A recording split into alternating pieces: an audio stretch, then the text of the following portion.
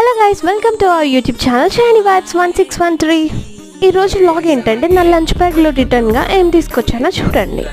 Being a హాస్టల్లో home ఫుడ్ని నేను చాలా మిస్ అవుతాను.